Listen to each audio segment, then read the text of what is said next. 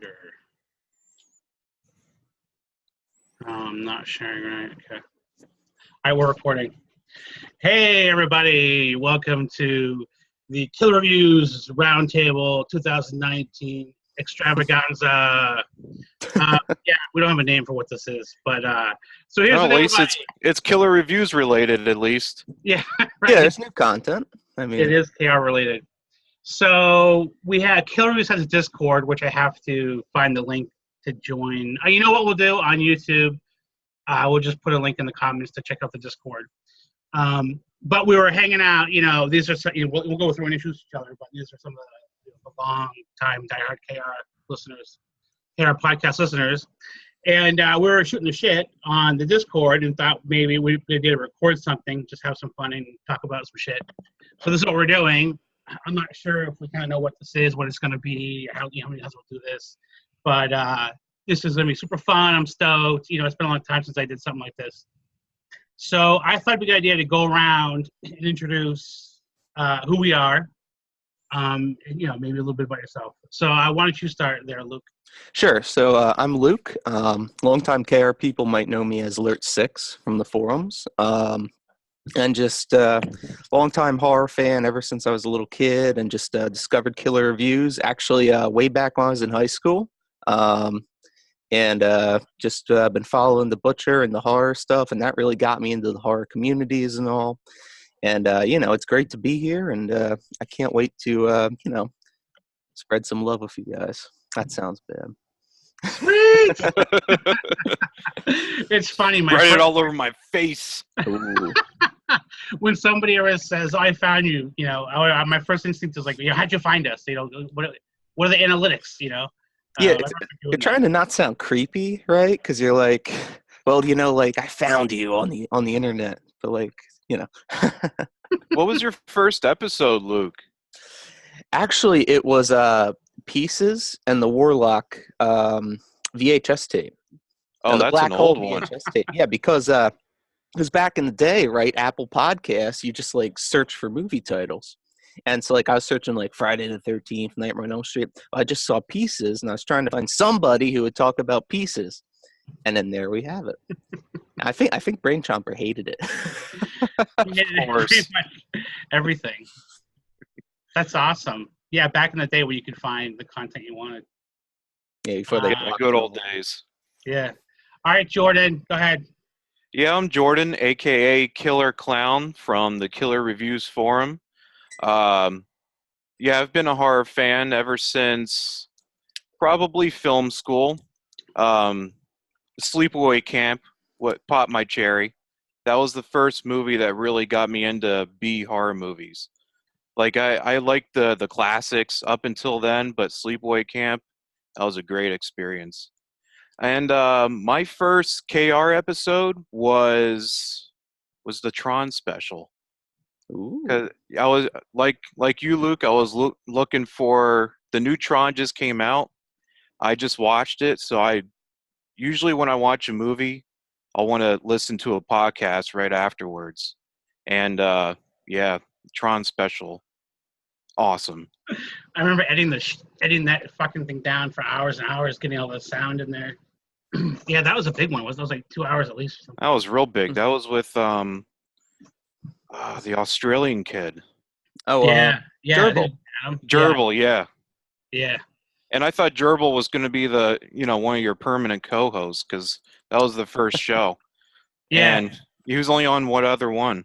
Yeah. Yeah, he was awesome, but scheduling was a nightmare because he was in Australia. Oh, I would imagine, yeah. What's in Sleepaway Camp? Isn't there the cook that gets boiling water on him and he just screams I'm dying for 30 seconds? Yeah. Yeah. The pedophile cook.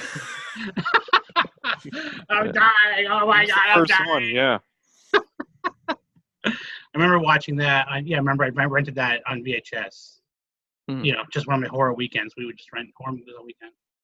Cool. All right. Well, I'm Greg, and Greg DuPont, and I'm also the Butcher to many people. Started Killer Reviews probably 12 years ago, maybe even 15 or something. Back then, horror was awesome. I'm just such an oldie. man, back in the day, we had a lot of horror websites. It was a lot different, younger people, listening. There were many, many independent horror sites that were just run by people like us, but they got thousands of views, a day. It was awesome. Yeah, and then now I'm just kind of a dad, and I work from home and play Minecraft and video games and drink beer and fucking old and hang out. Nothing wrong with that. I love it.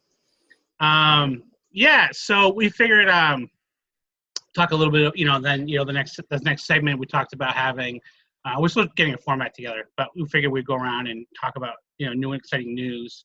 And I just got back from vacation, my first vacation, because I've been self-employed for close to 10 years, but then I got hired on full-time from my clients about a year ago. So I'm enjoying the benefits and not trying to find the hours all the time and stuff. So I haven't had a vacation in over 10 years. So I finally had my first official vacation, and I went to Hershey Park in Pennsylvania. Awesome. Yeah. So you literally, have either one of you been there? Oh yeah. I actually went to college in that area, so Oh, no kidding. that's my old stomping ground. That's cool. That's my favorite wooden roller coaster, Lightning Racer. Oh yeah. I wonder if the name's different. There's one called the Comet. Is that the same one, or are there two? No, that's an older one. That's like if you're walking down, Lightning Racer is all the way at the end. Comet's like a little bit before that, but Lightning Racer is 2 roller coasters, and they race together. Oh, but nice. that one's awesome. Yeah, for my money, Hershey Park's the best park we got here in PA. Way better than Dorney. What'd your kids think? They loved it. My daughter, she's 7, and the last night it was like 9:55. They closed at 10. She has face paint on. She was exhausted, and she was just bawling because she didn't want to leave. She didn't want it to be over. And it's like you can remember like being that young and just I don't know, like you don't really worry about adult stuff, right? So to her it was just like endless fun and magic, and it was her first roller coaster ever she rode on, and she kept going on them. And it was just like the end of the vacation, and she was just fucking devastated. And it broke my heart, right? She's like, I want to live here. Why I'd can't be we the live same here? way. Yeah, why can't we live here? And then she starts getting mad about my divorce, and she just when a child is like that tired and exhausted and starts bringing up divorce and stuff, it's like, okay, we need to just go to bed, right? I mean, like that's not really what it's about, right? Like if I was still married, we couldn't live at Hershey Park, all this shit. So yeah, but they loved it, and I want to ask you guys' opinion on something. Like do either one of you have kids? No. I don't. You don't? Jordan, no? No. Okay. Yeah, you guys are probably quite younger than me. There's this thing with vacation, right? Like, I'm walking around the park, and, like, I see so many parents that are, like, carrying a bunch of shit and, like, having one kid in their arm or, yelling at kids to move along. And it's like, you're constantly spending money, right? It's just, if people are thirsty and they want a lemonade, Mm-hmm. you have kids, it's like $15 because you want one and the two want one or whatever. So it's like, oh, you want a lemonade? Yeah. $15.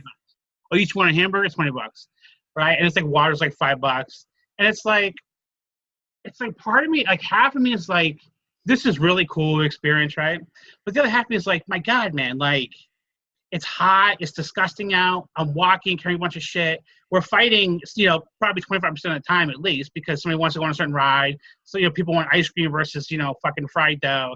Right, and you look around as a parent, it's like you see all these other parents like, oh my God, this is exhausting, and you wonder like, am I awful for just like wanting to just stay home and not do anything for fucking 7 days?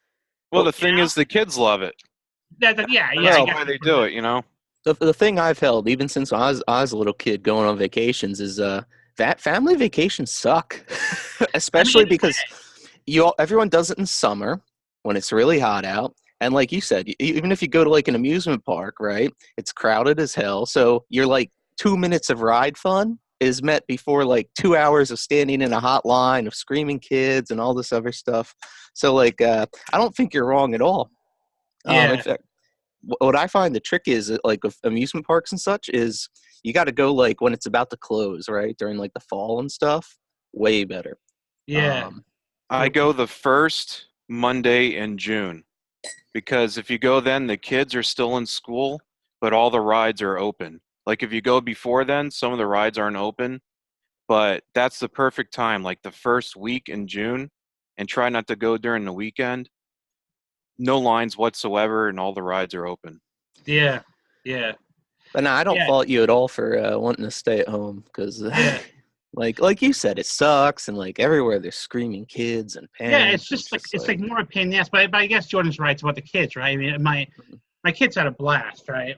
So I guess that's probably the way to look at it, right? I mean, that's just basically why I would do that. I mean, think about it, if you could save like $1,000 and just do nothing for the week and then go buy $1,000 in fucking collectibles. How awesome would that be? Yeah, that'd be cool. But anyway, I don't want to simp Scrooge. I mean, I did it for the kids. We had a great time. It's just kind of reality check, right? Mhm. But what do you, Jordan? What's up with you, man? Anything going on besides your Jason Voorhees Manhattan? Yeah, not much with me. I did go on vacation too. We went to Cape May, but it wasn't all that exciting. It's very beachy there, which I'm surprised about because we went to Delaware before, and it wasn't that beachy. But there's like everything's beachy. Like if you go to a Wawa, it's all like ocean themed and everything. Like McDonald's, it's like a sailboat and shit like that. I thought that was pretty funny. But the beach itself was like dirty and there was like dead crabs all over the place. So we ended up leaving right away. But it was good food and it was a pretty good time. How long did you go for? A couple days, just 2 Yeah. days. Yeah. That's all we needed. Yeah. What about you, Luke? Me, no, I'm just getting started working full time this past year, so I'm not a big on vacation. What I've been doing that's really fun is I've been heading up. There's a drive-in right up the line here in Pennsylvania called the Mahoney Drive-In. I think Jordan and I have talked about it briefly through Discord. Yeah, But, I live like 20 minutes from there. I oh, still you got haven't to check gone. it out, man. So Yeah. this drive-in, Greg and Jordan, all they do is show retro stuff, like the Ah. 80s, and the owners love like horror, exploitation, cult. So we just went to their Zombie Fest about a month ago, and the lineup was, you're gonna love this: Night of the Creeps, Night of the Demons, and then Night of the Seagulls, which is like a 70s zombie horror film. But I mean, it's a blast. You come in, bring in your cooler full of beer, and just go in and rock it. And so that's why that's my like happy place during the summer. How's Night of the Seagulls? Is that actually a good movie? I don't know. I fell asleep halfway through. I was gonna say it's like my daughter at Hershey Park crying. I want to live here. That would be me at your drive-in. Fucking wasted, crying. I want to live here. I may have been that at one point or two.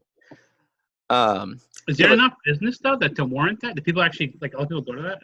Oh, it's packed, especially when they do the horror weekends. 2 years ago they did the Evil Dead trilogy, and my God, you couldn't find a spot to sit. Wow, that is so cool. Yeah, it's crazy. You can look them up, but like it's insane because what happened is it was an old failing drive-in that got bought up by 3 college students, college graduates, right? And like I was there the first year, and there was maybe 10 cars in the parking lot, right? And you could just see it grow throughout the years, and now it's packed almost every weekend. It's amazing. That's cool. It's cool about that area. There are 3 different drive-ins within like 20 miles of each other. And 2 of them play all new movies, but that one plays all the old ones. Oh, so I got something for your opinion related to that. Do you guys think it's like a little weird, like to watch a newer movie on a drive-in? Like, I don't know.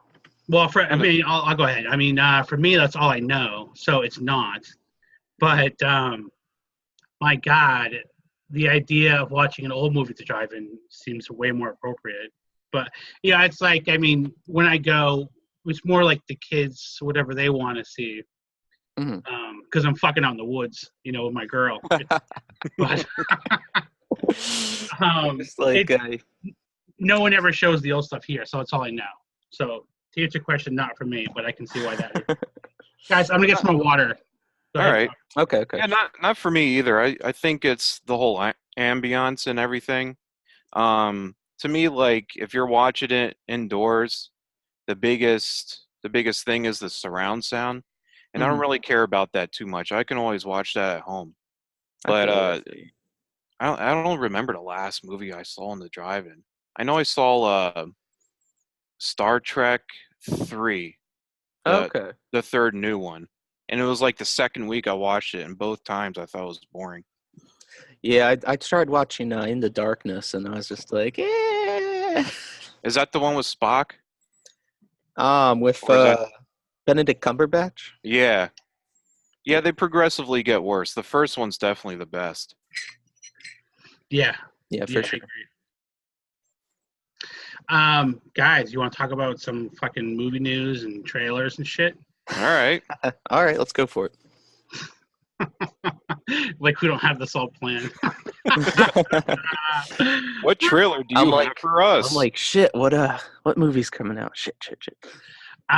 So we figured, viewers and listeners, we figured we'd go around and just kind of have like a little free for all topics we want to talk about.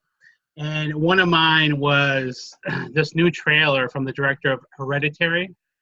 So I figure we'll watch the trailer, and hopefully my video won't get taken down. You know what I'll probably do is I'll probably like cut out the sound here and there and pause a little bit just so the computer, YouTube doesn't pick up, the sound or the music and copy strike me or something. But I figured I'd show you guys this trailer because I'm super psyched about this. Can we take a second to talk about Hereditary? Because I assume Yeah. that, at least for me, scariest movie of last year. Like went to go see that opening night with the girlfriend, drove home, white knuckle in the wheel, like got home, checked around my house. Like we were sitting, I was like, I gotta throw in like the shopping channel because I need something on because I think there's evil cultists outside my house. Oh yeah, I have to do that sometimes when I watch something scary. I have to turn on like Seinfeld or something before I go to bed. It's really bad. But I think Hereditary was one of the scariest movies I've seen in a long time. I think the scariest part was when the mom was gonna light her kid on fire. Dude, me too. The look on her face, she reminded me of Danny from The Shining when he sees those twins for the first time. Just that look on her face. Oh man, that was scary as shit. Yeah. That I watched that. I think Patrick from Southie recommended that to me, and I remember watching it. I don't think much of any movie I put in these days for the most part, and I put it in. And I was like, oh, okay, this is atmospheric and stylistic, and camera shots cool. Was it a girl, the little girl or boy? That looks like either one of them. I don't know. Mhm. She was really cool. Yeah. The whole thing with the severed head and stuff, and the ants and the fire. The scene with the fire really fucking creeped me out. Yeah. I loved it. It was really original.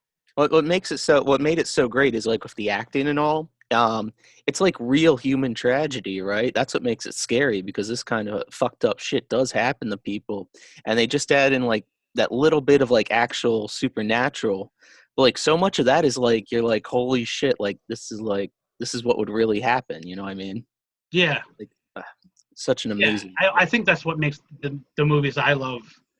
That's why I love them is they're real. They're more realistic. As soon as shit starts, like jump scares start happening and loud noises just to scare you, that's when I fucking open the door of my driving car and jump out, try to kill myself. So this dude has a new movie, and it's called, I think it's pronounced literally Midsummer, based on what one of the characters in the trailer says. So let's check this out and get some reaction here. So I think I can share my screen. Let me make sure I can share my audio here. Yeah, okay. I love how your outline says hot, tired, spending money.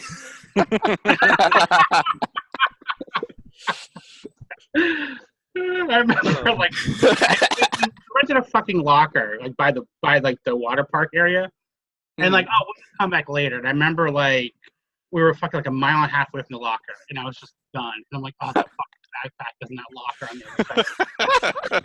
And my thought about the hot, tired, fucking mad was like when I was like 7% back from getting the bag, walking up the fucking hill and looking at everybody around me. I'm like, this fucking blow.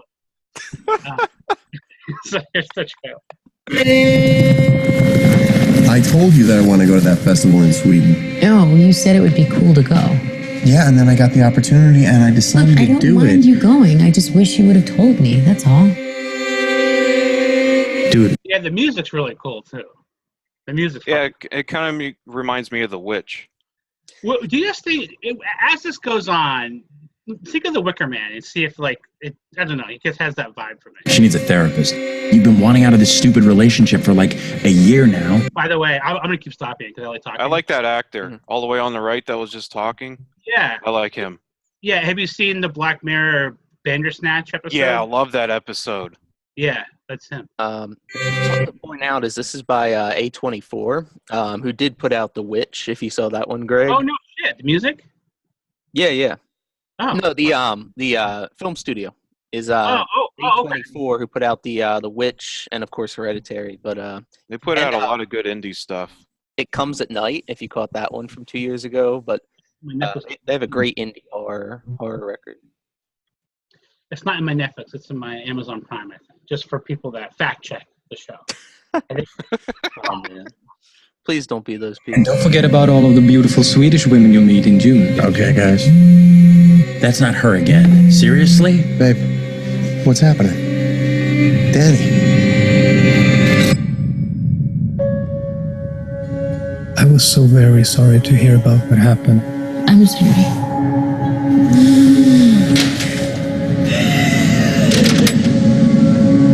I invited Danny to come to Sweden. You know what she's been going through. Christian says you've got this special week planned. See, it's a slow burn, right? And you get fucking lots of plot. But Hereditary was kind of too. Like, but that I like that shit. Like, It's very stylish too. Like the cinematography, you can tell just by a couple of shots there. Like this one. Yeah, like the overhead shot as she walks through the door. And stuff like that. Oh yeah.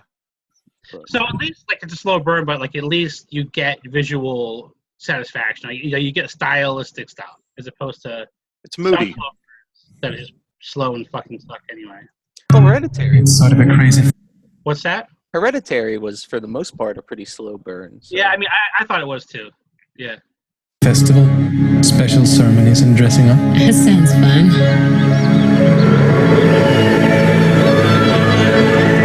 Unbelievable. Welcome and happy midsummer. Skål! What time is it? 9 p.m. That can't be right. The sky is blue. This is what 9 p.m. is like here.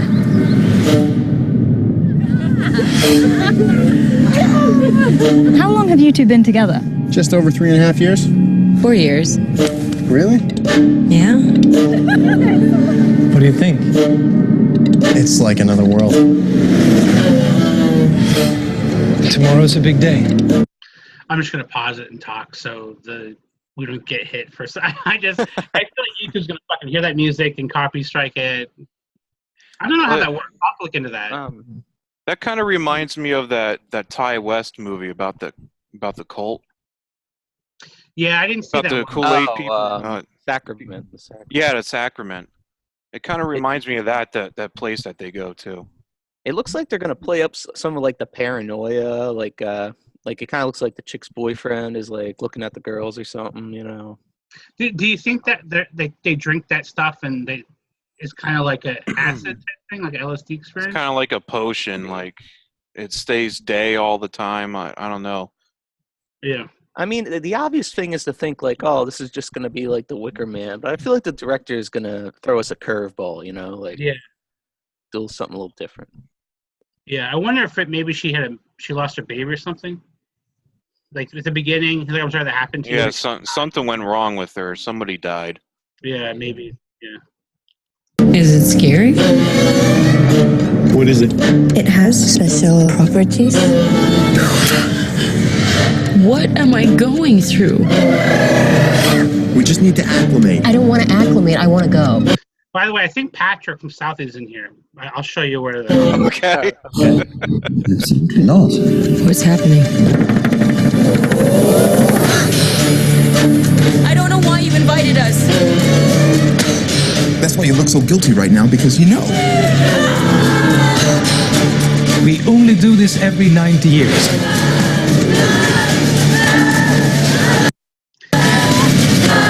The picture of him's really fast, so I gotta try to catch him. Oh, there he was. Did you see him? Yeah. I was most excited for you to come.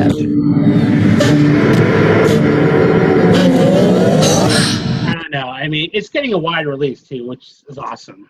Well, Jordan Peele already saw it. He said he really liked it. Oh no shit. That's a good trailer. That was a good trailer. Gets the blood pumping. Are you guys both planning on going to see it? Oh, yeah. Yeah, I don't see much in theaters at all, but I don't see it in theaters either, but definitely day one. That would probably be a blind buy for me. yeah. Yeah. I think I'm gonna absolutely love it. Oh, yeah. Cool. So you guys want to talk about a killer doll? You want to talk about that now? Annabelle. Toy Story 4? Did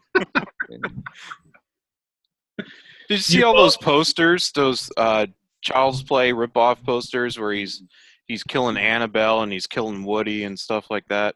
Yeah. Those are pretty cool. You guys saw it. You both saw it. I didn't see it. Oh, you didn't see it? No. I saw it. Well, Killing me, Jordan. Killing me.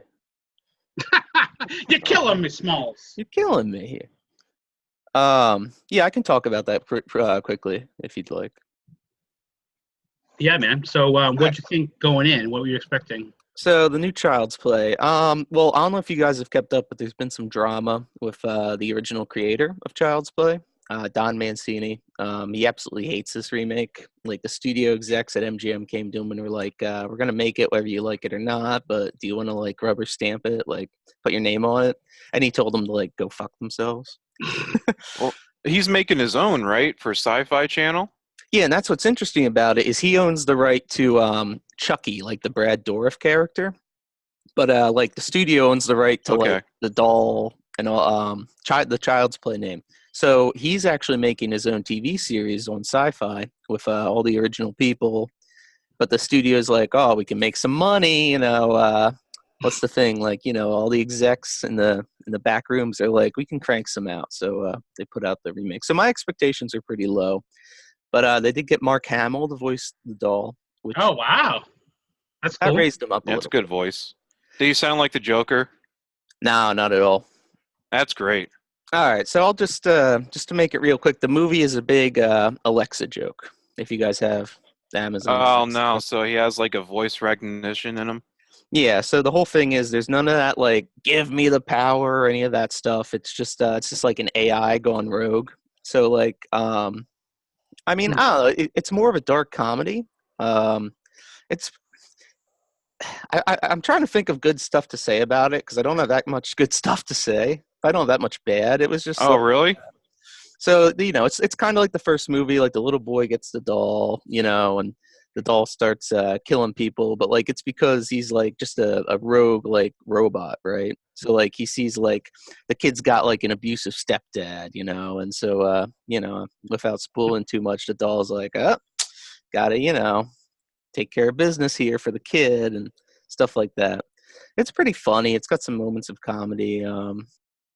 I mean, it's about as good as like the last couple Child's Play movies. Yeah, I wish I had more to say about it, really. The doll gets in some good kills. The dude gets, like, his face grinded off and stuff like that. But, like, overall, it's pretty forgettable, I gotta say, which is a shame. So he just kills, like, enemies of the kid? Like, if the kid's getting bullied, he kills a bully and shit like that? Yeah, stuff like that. Okay.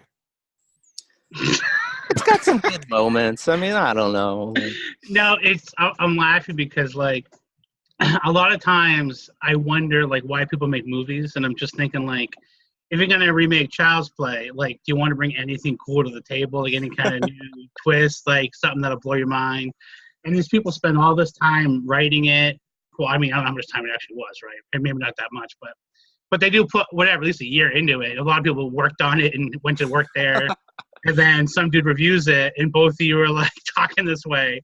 And Jordan's like, so it's one of those like the kid gets bullied and he kills the bully type thing. It's like, yeah, that's what it's like all summarized up in like 20 fucking seconds, right? It's like, why you fucking bother making the movie, dude?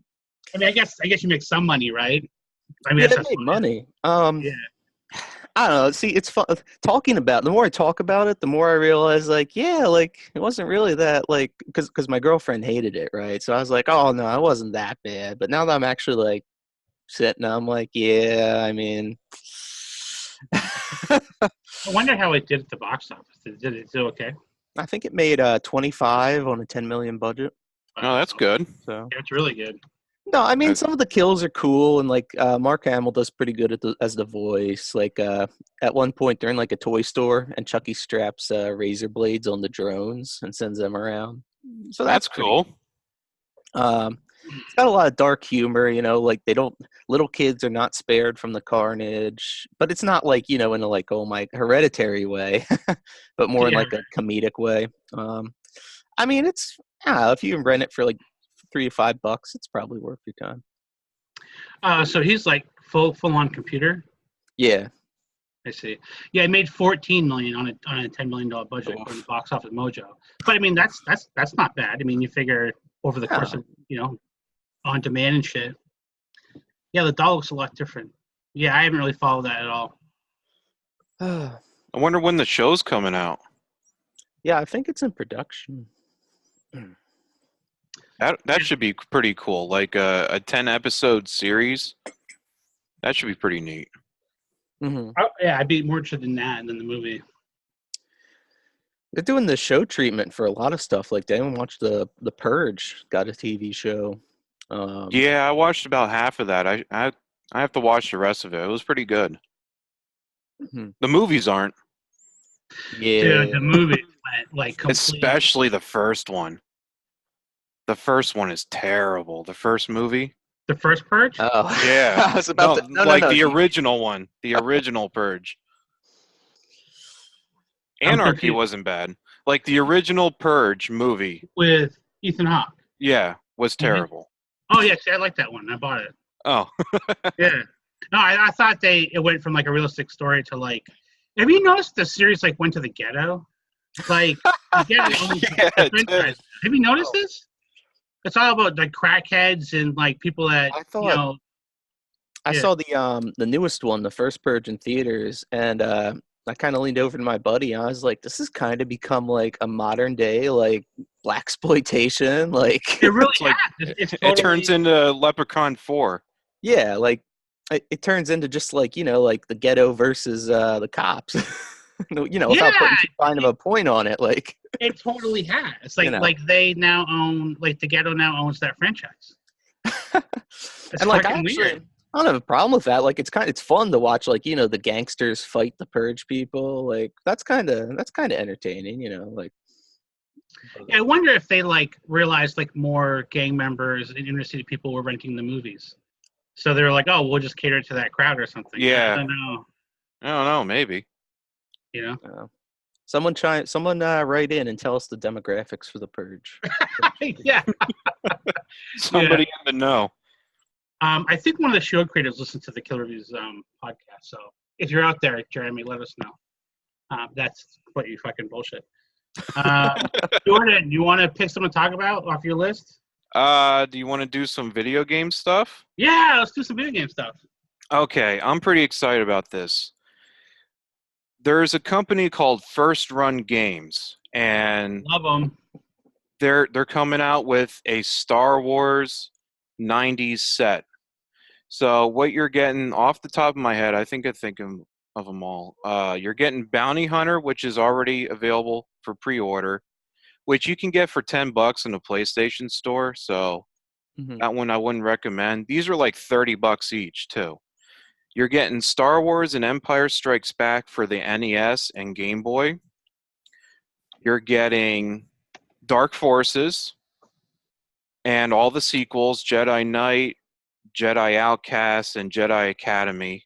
You're getting X-Wing, and you're getting TIE Fighter. I believe that's... Oh, and you're getting the Shadows of the Empire, too. So I'm going to be getting most of these. Yeah, those are available for pre-order right now. Those are so cool. Is it all on one? Are those all separately being released? Not a collection. Those are all separate. And what's well, I was looking at this today. I thought everything was coming out on the newest consoles, but they're releasing the Nintendo and Game Boy ones on the Nintendo and Game Boy. So I'm curious to see what the other ones are going to be released on, because you got the X-Wing and TIE Fighter games. They were PC only. So Yeah. I'm hoping they come out for PlayStation 4, because those are the ones I really want. Man, that's really, really cool news. Plus, Arcade 1-Up is coming up with a Star Wars arcade cabinet.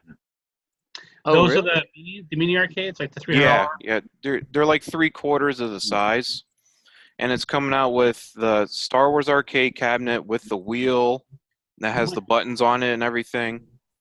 Oh, you're getting Do you know what games are included on the arcade cabinet? all 3 of the Vector Graphics ones. Ooh, that's cool. I would love for the 90s one to come out too. That would be cool. Oh, hey, it's out already. The Bounty Hunter in Nintendo. Yeah, Bounty Hunter. Yep. Dude, I played a lot of these. These games are really good. Yeah, I got a GameCube just so I can play the Jedi Knight games. I sold it. That'd be cool if they did Vita. I'm a big Vita fan. I bought one last year. Hey. And they're super awesome for like just old games. They have like newer games, like, well, I mean, they don't have like a lot of new release physical format, but like a lot of people make like the indie like $5 games you can buy that are like retro looking. And these guys did some stuff for Vita, and plus they did. Vita's pretty cool. Yeah, I like the Vita. I like the screen on the Vita, the OLED screen. Gorgeous. Yeah. Yeah, I got a white one, a Japan import. I don't know. I liked the white. Wow, this is a really good story, man. Good journalism. That's fucking sweet. I'm gonna be buying most of those. I'm gonna be spending like $600. That's fucking I've never played these, and I've heard nothing but good things. They're great. They're great. They're just like flight sims for X-Wings and TIE Fighters. I played a little of the X-Wing way back in the day, like first computer, first game. Yeah. So much fun. It's going to be tough to get these, though, I think. Whenever I try to get something from these guys, it's a fucking nightmare. Well, the Nintendo one's already sold out. Oh, yeah. And they just came out today. And they're already sold out today? Yeah. They'll be on the Switch, right? That's what you probably mean by Nintendo, like the Switch. No, it's NES. No, they're on Nintendo. Like fucking the actual NES? Yeah, the original Nintendo and the original Game Boy. Yeah, you buy it and you get the cartridge. Oh my god! Yeah, that's why I'm curious what the rest of them are going to come out on. You're gonna get like a CD with TIE Fighter. Shadows of the Empire come out on N64 again. Oh, that's fucking wild. Cool, man. What other video game stuff we talking about? Do we want to quick say like just what we've been playing recently? Yeah, sure. Okay. Like Greg, what what's your gaming habits like, Greg? Oh, I wasn't gonna bring this up, but you just literally asked me what I've been playing, so I'm not gonna lie. I'm a huge Minecraft fan, and do you guys play Minecraft at all? Have you? No. A little bit. So there's like the regular I'm gonna try to keep this like under 5 minutes. There's the regular Minecraft game, and then there's like modded Minecraft. So if you know anything about mods, you can do anything you want to the game. Just fucking tweak with it. Yeah. So there's thousands and thousands of Minecraft mods. So basically, the Minecraft I play has about 250 mods, and it's basically like Legos. I describe it as Legos for adults, and you could just literally say, I'm going to build a power plant. Because they have all these machines and mining machines, and it's fucking insane. So you're like, I'm gonna build a machine plant or whatever to process ore. You have to make screwdrivers, fucking hammers, filings, the screws, big screws, small screws, pipes. It's like fucking wiring, all these different kinds of wiring. I'm on a server with like about 20 other people, mostly my age, have kids. And we just fucking hang out and build a bunch of cool shit and talk over the chat. So we have a different packs we play, and one of the newest servers is they do what's called Pixelmon, which is Pokemon in Minecraft, and it's like super super accurate to the Pokemon world. And I'm not really a Pokemon fan at all. I'm still not really, but I was like, okay, I'll just try this. Everybody else is playing it. And it's super fun. It's a lot more chilled out than building like a power plant. It's more about just building cool things, like building, not like not super technical as far as like how confusing it is to build like it normally is when we play. A lot more simply just, there's a lot less tech mods in it.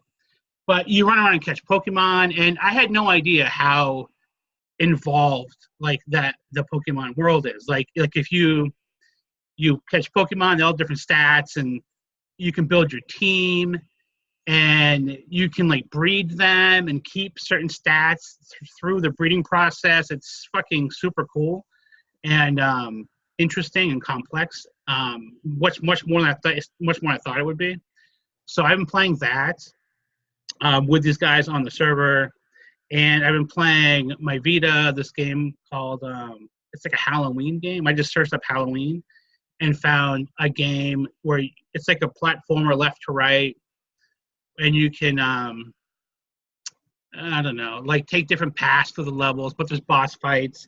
You play like different types of Halloween characters, like a Frankenstein type guy, a Pumpkinhead guy, and you throw candy at the bad guys. It's just totally like a Halloween game.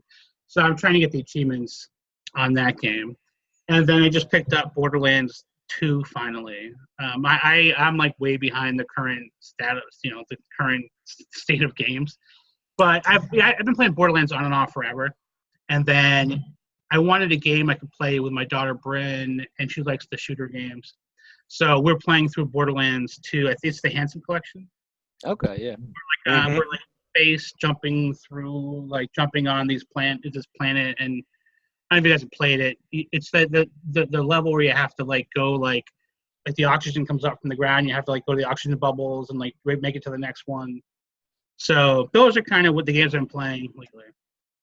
Yeah, I just picked up Borderlands 1 about a month ago, so I'm trying to work through that. And then I actually have the Handsome Collection, so then that'll be next.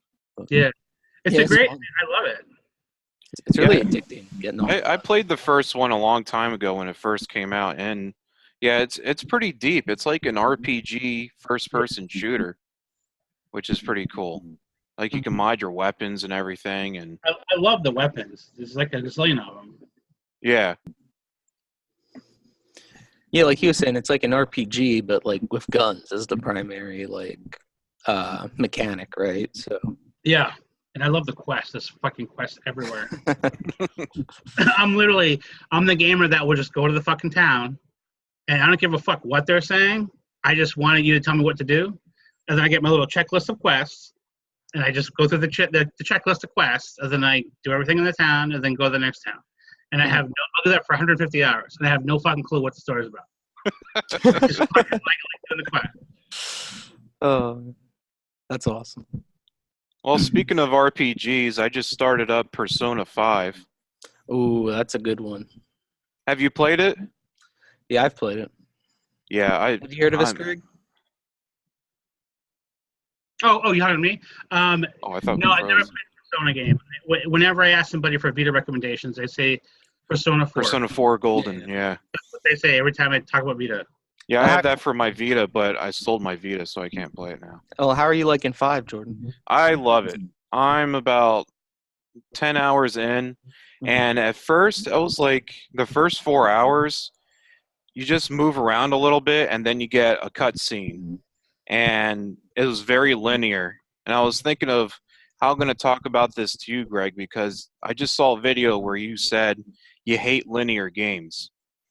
But once hour 5 came around, everything opened up.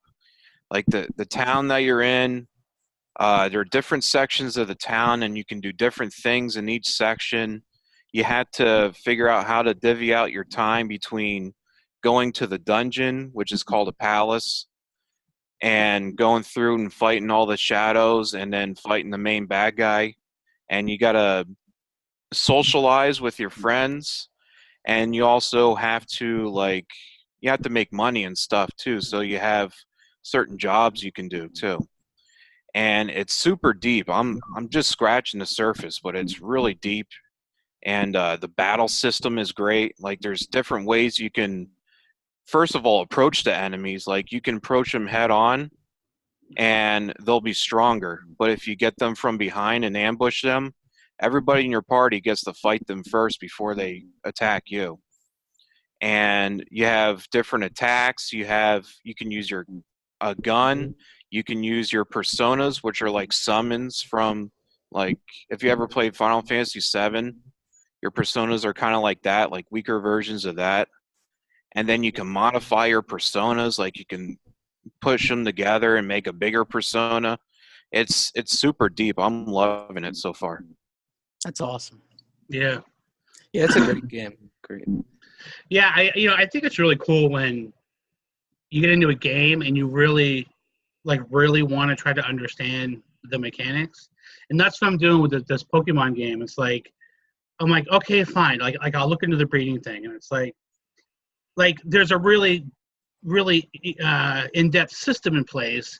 And usually I feel like I get lazy with that type of stuff, and I just don't really look into it as deeply as I could. And I'm trying to do that. This kind of at this point in my gaming life, I'm like, okay, I should stop being so fucking lazy and actually understand what you get the most out of the experience. And that's exactly what that game is like. Persona 5. It's like it's so in depth. It's like if I played that, I think I would really want to learn it like you're learning it.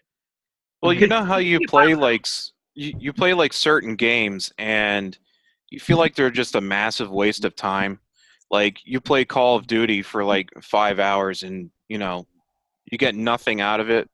But you play a game like this, I feel like at the end, when I finish this game, I'll feel like I have an experience in me that'll never go away. It's something to remember forever. Yeah, man. As a long-time Battlefield player, I'm like, oh. Don't you feel that though? If you play, I used to play Call of Duty all year long, and what do you get out of it? I mean, it's fun while you're playing it, but there's no end result, I feel that. Well, see, I was never a big Call of Duty guy. I like what I said, the Battlefield series, which is 64 player, a lot more tactical type stuff. But I mean, that's true. That's true. I did play through Red Dead Redemption 2, which is definitely qualifies as one of those experiences, like you said, that sticks with you if either of you have played that one. I definitely want to play that. I love the first one. Oh man, it's got such a good story, and you just get sucked into the characters. I feel like the key with gaming is to have a balance, right? Like, some days you get home from work and you just want to shoot some stuff, and that's where the quick shooters come in. But then, like you said, it's a lazy Sunday or something. Then you get into the story deep, throw on Red Dead Redemption or Borderlands or something like that. You know what I mean? Yeah, definitely. Yeah. You guys ever find do you ever find games are just too much? It's just for me, I want to go back and I'm a big achievement collector guy. I just having 100% little trophy thing. Mhm. And I was like almost done Bloodborne, and then my PS4 had to like Oh, crash. Oh no. that's So I had to like start back over because some of the end achievements, like you have to go through the game twice. You have to go through all the dungeons, collect all these chalices and shit. Mhm. And at some point, it's just too much. Like I love the game, but it's just like it's just too much. Like, do you ever feel like that? Like you don't want to play something because it's almost like it's like work or it's like too much. It's too overwhelming. Oh yeah, You know- just recently I played Simon's Quest. Ah, I played that for like a half hour, and then I turned on James and Mike Monday's episode of that, and they were going through it, and I was thinking to myself, man, I'm glad I didn't play more of this because I would have just been super pissed off because there's so many things that you have to do that you'll never know, like squatting down and putting the garlic on the floor in order for a priest to show up and give you something. I mean, how was I supposed to know that? Yes, you had to call Nintendo Power and have them make money. If you didn't know that. you got to call the 900 hotline and ask them what's up. So this kind of is a good segue into the Castlevania talk, because I don't know if you guys know, but they just released a collection of Castlevania for I For know Switch. the PlayStation, Xbox, and Switch, where it's got all the Nintendo, the Super Nintendo, the Genesis games. And so I'm a huge Castlevania fan. I know you are too, Greg. It's so much fun to go back and like play through the originals and all that other kind of stuff. Yeah, that's the one. Cool. And Simon's Quest, yeah, I mean, some of the stuff, like, you got to know what to do. The key with that, Jordan, is you got to get as many hearts as possible, and you can get, like, the almost best whip in, like, the first half hour. So that's Okay. the trick there. And then everything else gets easier because you can just, like, one-shot kill everybody, you know? Yeah. But It's still like going through the whole map and everything, trying to figure out where to go and everything. That seemed like Well, you just it have was to, pretty. look that up. I mean, it's just fucking stupid. ooh. I did play other ones. I like the Sega Genesis one probably the most. I played 4, that was pretty good, and 1 was pretty good. But I think I like the Sega Genesis one the most so far. 4 is a masterpiece. Oh, man. It's just... Yeah, those games are awesome. The first one's still think the first one's pretty fucking hard. Oh, yeah. Like all that bullshit, like jumping like ledges and then you're in the air and you get hit as you're in the middle of the air and you can't see the thing fucking before you jump. Mhm. Like that's fucking so frustrating. I forget which one it was. It was either the Genesis or 4, but they started you off on the exact same first stage as the first one. Oh, Like really? everything was the same. Like not the first one, but once you go over to the right and you go into the next stage, everything's laid out completely the same. Because I played them back to back, so am I playing 1 again? Right. It was pretty I don't cool. know. I think that's the Genesis one, Bloodlines, that does Yeah. that. But yeah, it's such a good game series. I hope they resurrect it because Konami's been pretty they've been pretty lax about their game series recently. There was some good Castlevanias, if I remember right, on PlayStation 2. Weren't there like third person, like Oh yeah. like Lament of Innocence or something like that? Yeah, and Curse of Darkness. Yeah, I liked that one. Yeah, I Actually, played the newer ones, the Lords of Shadows ones. If you played those for like PlayStation 3 and all, I haven't. those are pretty good. It's kind of like God of War, like it's that kind of style. You okay, Craig? The leg fucking cramp going on. I can barely fucking walk from that. I walked 1,500 miles this week at the fucking parks. In the heat, back to the locker, cursing the whole way. Where are my notes? Hot, tired, pissed off.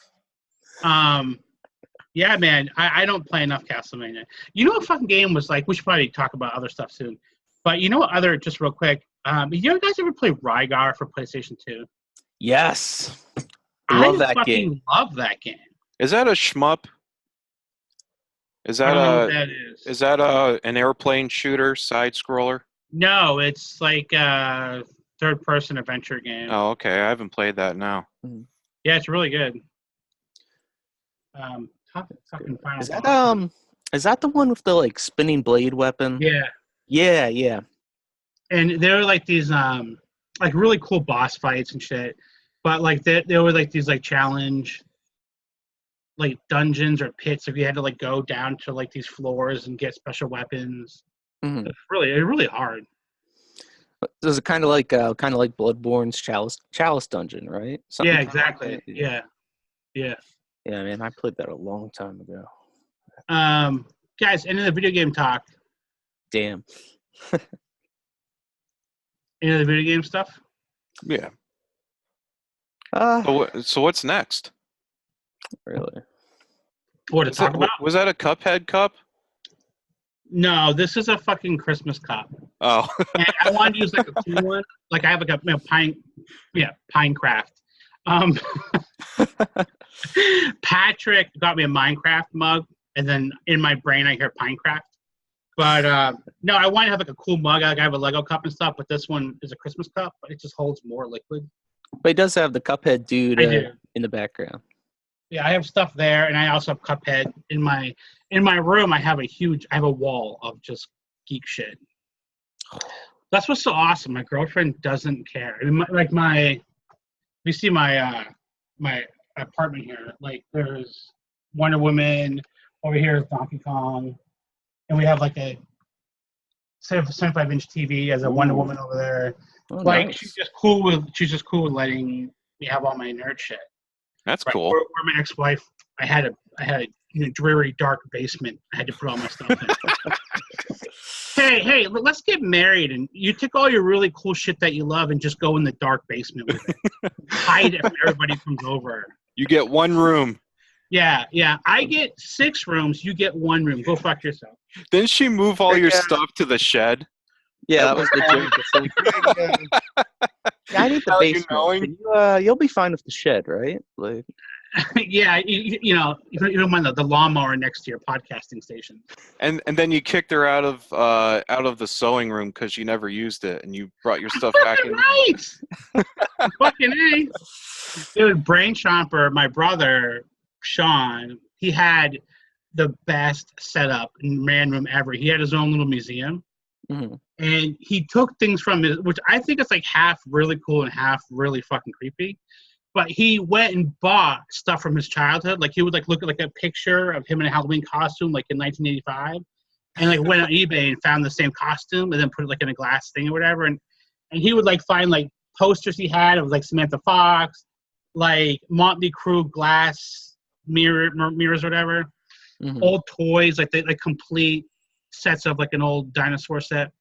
And he would write up summaries of the toy or like and like have it next to the picture. They have it next to the actual item or something. And he like had like a little museum of his life. See, I think that's cool. Yeah, it's really cool. And then as soon as the baby came, all that shit went Gone. Gone. Up in the attic. And they have another room that they could have used for the baby. But they had to have a guest bedroom, which nobody ever uses. Of course. And also a baby room, right? So all his collectibles went right up in the attic. Boy, him and his collections. Oh, dude, he is hot. And he's selling almost all his soundtracks. He remember the soundtrack binge? Yeah. Mm-hmm. He went and spent like $50 on Friday the 13th soundtrack and this soundtrack and this soundtrack, and he had hundreds and hundreds of soundtracks. He's just selling them all, right? Like, 'cause that's what he just goes through all the phases. Mm-hmm. But I mean, he's making a fuck ton of money on that stuff. I mean, like those are super, super collectible. He'll sell them for $100 a piece sometimes. Well, he can always rip those songs onto his computer or yeah, something. But Brain Chomper doesn't have He that. doesn't know. The point of the CDs is to have like a physical collection. Yeah. All right, so let's talk about some other stuff. So we have some stuff on my list. I think I want to get past this fast, but Chernobyl on HBO. Yes. Saw it. Fucking insane. It just so everybody watched some of that. I watched a little bit of episode 1. Okay, yeah, I have one left to watch. And you're gonna love the last one. Yeah, if you don't know, you're listening to this, you don't know. In the 80s, Chernobyl in Russia, is that right? Yeah. Mm-hmm. Had a nuclear plant meltdown, and it's just absolutely insane what happens when those things break down. And all the nuclear toxins or whatever go into the air, and it's a fucking like humanitarian nightmare. And it really breaks down like what happened, and it's one of those things, what if this thing blew up, like what would happen? And that's exactly what the thing's about, what happens. And it's just the film quality is just, the acting is outstanding. And I really loved, Luke, you probably like this too, is there's this guy, the actor who's in Good Will Hunting. He plays the Professor Lambeau. Talking about Stellan Skarsgård? Yeah. Yeah, that sounds right. Yeah. So he's in this, and basically this explosion happens, and he's in charge of like making things better and figuring out what happened.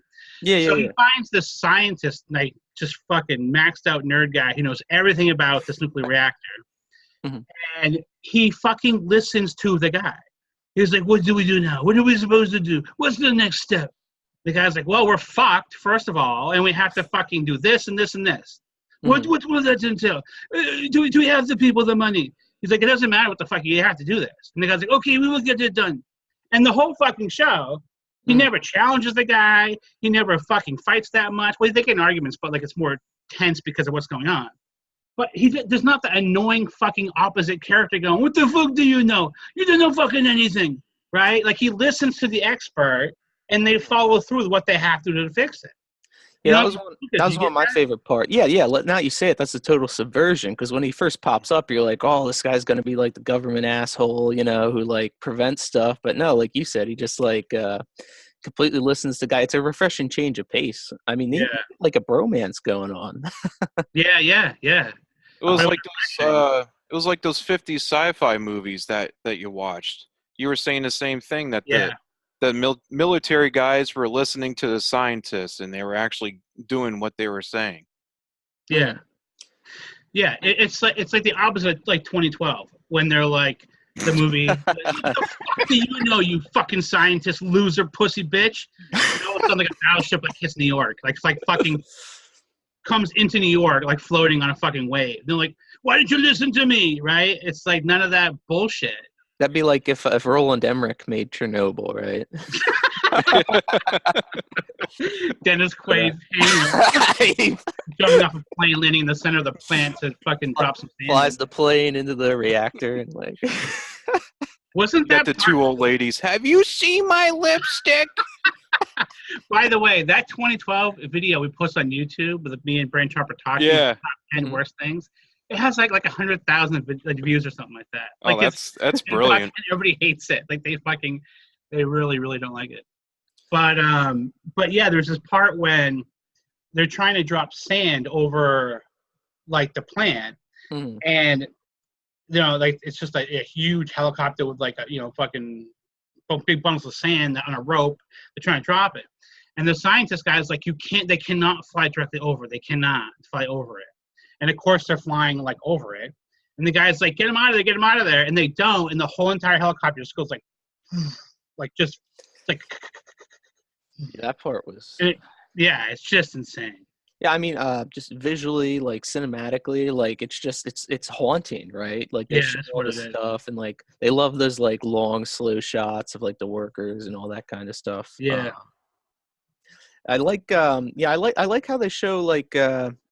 How the Soviet state was like so inefficient, right? Like this reactor blows up, right? And like it's obvious to everybody except the people in charge what's happened. And and like they're all like, "Oh, we gotta call for help, we gotta do this." And like this old dude stands up and he's like, "No, that's not our way. Like, cut the phone lines." And it's just like, oh my God, you're killing people. Like yeah, it's so true. Crazy. Yeah, and that's how right, and all this stuff. that shit fucking happens, man. Like that happens all the time. These companies, governments just don't want that to get out, and no matter what the fuck the result is. Yeah, so that's worth your time. That was fucking a really good show. Game of Thrones talk. We wanted to touch on that a little bit. Oh yeah. Yeah. Guys, who watches the show? Who's seen the last episode? Do both of you watch it? Yeah, I've seen it all. Yeah, I've seen it all. Okay. With all due respect for different opinions than mine, okay, you guys can have your opinions. That's cool. I respect that. When the show ended, I went on a rant for at least 2 days. I was devastated. I felt robbed. I felt fucking violated, used. I told people any chance hey Sean, how was your day? By the way, fucking Game of Thrones, fucking fuck. Now we have George Lucas running Game of Thrones. Yeah, exactly. I literally just thought all of but I don't have a huge boner for the show as it is. Like I like it, it's cool. I watch it, it's fine. But like I just felt like all of the fucking setup for 7 seasons, just the really cool character stuff, the writing, the really in-depth plot lines. Like I just felt like season 8, they didn't really. It was almost like new writers came in, didn't watch the other 7 seasons, and it just destroyed the. I have like so many. Like right now, I'm getting a rage. I have so many inside of me, like little points, like the dragon glass. Right, I'm not gonna go crazy. I'm just gonna mention like 1 or 2. Like the dragon glass that was so important to them to have to kill the White Walkers. They realized this was the magic weapon.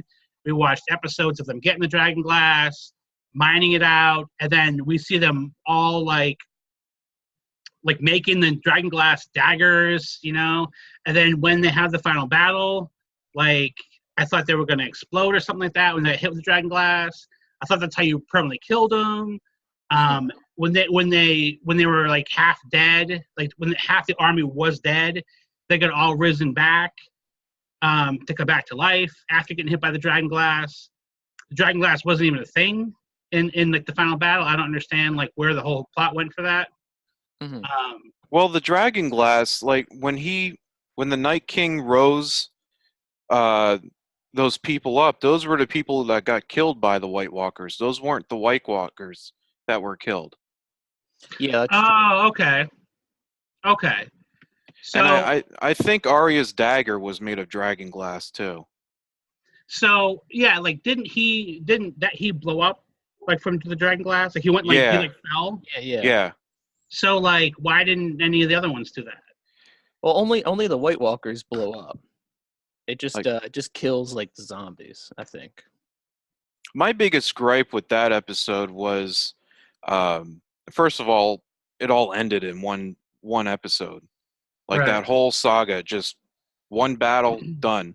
But my biggest thing was his posse. I wanted his posse to fight like main characters. I wanted Brienne of Tarth to fight one and kill one. And like I wanted like some of the people that got killed during that battle, I wanted them to get killed by some of the main bad guys, not just like normal White Walkers. But they just stood there. Yeah, and not to mention like all of the main characters were like overtaken like over and over and over, and they're like in the next scene like on the other side of the battlefield like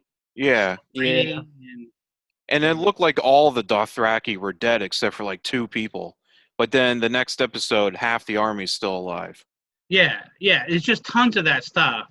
And you know what too, like when the dragon, the mom of dragons, when she's riding her dragon, like blowing up the city, like why does everything blow up when it hits with flames? Like that's like a brick wall that has flames on it. Why does that blow up? Like that's what I didn't get. Like why is everything blowing up? Oh, I didn't even notice that. I didn't even think the dragon's just blowing fire on like walls, and they're just blowing up. It's like what? I mean, it's just there's like tons of shit. Like besides the plot, which fucking drove me crazy. I mean, like Jon Snow, like was like a main character for like 7 seasons, and then this season it's like, what? Oh, Like, he didn't do anything this season. nothing. And he's just not kinda even stood fucking there. king at the end of it, right? It's like you're not even fucking gonna be king after Well, all of that. A big mistake they made was the last 2 seasons, they weren't full seasons. Yeah. Well, They should have won 10 episodes each. That would have given us an extra 6 episodes to develop everything, and like everything would be like, it would feel right. It wouldn't feel rushed.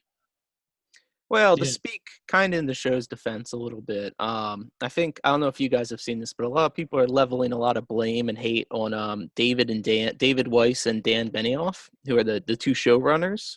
I feel like that's a little overblown. Like the whole cutting down of the seasons, for example. Like, for all we know, like that's HBO saying, like, we don't want to pay for it. And like, I know HBO, they'll say the opposite, but like these actors don't want to do it. Like we don't know the whole behind the scenes Right. drama. Like maybe like Kit Harington or Amelia Clark was like, oh, I don't want to do this anymore. You get what I'm saying? Like, I don't think we know the whole story for that kind of stuff. And I mean, because like these actors have been doing it for like a decade now, like they probably are sick of it. Didn't the showrunners give an exact amount of episodes on day 1 that they wanted to do this in, though? Yeah, they said they wanted to do it in like 70 episodes back like a couple years ago. Yeah. Actually, I mean, I see a lot of people hating on it. All I'll say is this: is that the ending, right, when it showed like all the Starks triumphant, like the show finished, and I had a smile. I was smiling. So. Oh, good for you. Oh, wow, that's awesome. I wish I could be like that. Yeah, I didn't mind the ending, and I really liked the episode before the White Walker battle. I loved that episode. Oh yeah, That was a real tearjerker. And the White Walker battle itself there was a lot of raw moments. There was a lot of cool moments in it. But after that, like the next 2 after that, and basically the next 3 after that, except for the very end, I just couldn't get into. Everything was too quick. I didn't feel anything when people died. Whereas leading up to that, every time somebody big died, I felt something.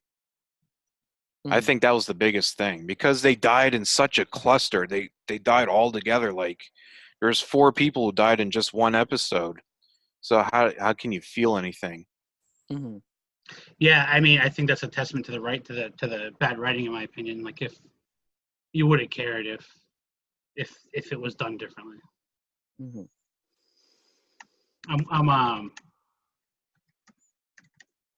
There's a petition to oh yeah, I saw to remake the season. Yeah, and I'm trying to figure out how many people actually watched on average, not the finale, but like in general. Because the petition is up to 1.6 million people want them to rewrite season 8. You figure like maybe the show got 5 to 7 million viewers on average per episode, so like. So that's like a third. Yeah, like a third of their audience once it was that mad about it. Yeah, but if they remake it, the great parts about the season won't be there anymore, and you'll have to one up it, and that'll be tough. Yeah, I mean, I don't think there's a chance that they're gonna. No, they're never gonna do that. Back. Well, this is what I told people: is give it 10 years, wait till these actors' careers are like not like down in the toilet, and they'll come back. Oh, they'll definitely do a sequel series. Give it a decade, and we'll get like Jon Snow and like Arya and them. They'll come back. And... Daenerys will come back. She'll be alive. The dragon will take her off to some magical land, and she'll get revived.